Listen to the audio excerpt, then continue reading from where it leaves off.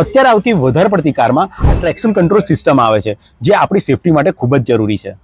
જેમ આપણી કારમાં આપણી સેફટી માટે એરબેગ, ABS, EBD, ESP જેવી સિસ્ટમો આવે છે. તો તમને સવાલ થતો હશે કે ટ્રેક્શન કંટ્રોલ એટલું જ મહત્વનું છે સેફટી માટે, તો એને ઓફ કરવાનું બટન શું કરવા આપે છે? તો પહેલા ટ્રેક્શન વિશે જાણીએ.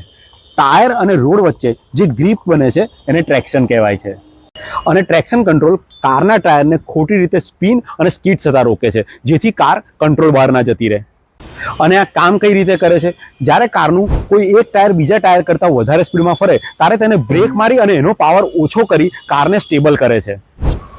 જ્યારે કાર ઢાળ પર ચલાવતા હોઈએ ત્યારે કોઈ ટાયર ટ્રેક્શન ખોઈ અને સ્કીડ કરવા માંડે ત્યારે તેનો પાવર વધારે ઓછો કરી તેને સ્ટેબલ કરે છે. તો સવાલ એ છે કે આને ઓફ ક્યારે કરવું? જ્યારે તમારી કારનું ટાયર રેતી કે કિચડમાં ફસાઈ જાય ત્યારે તમે એક્સિલેટર વધારે આપો છો ત્યારે તે સ્પિન કરે છે અને ટ્રેક્શન કંટ્રોલ તેને ડિટેક્ટ કરી લે છે અને તેના કારણે તે કારનું એન્જિનનો પાવર ઓછો કરી દે છે અને ટાયરને બ્રેક લગાવી દે છે, જેથી તમારી કાર કિચડની અંદર ફસાયેલી રહી જાય છે. તો હવે તમને ખબર છે કે ટ્રેક્શન કંટ્રોલ ઓફ ક્યારે કરવું.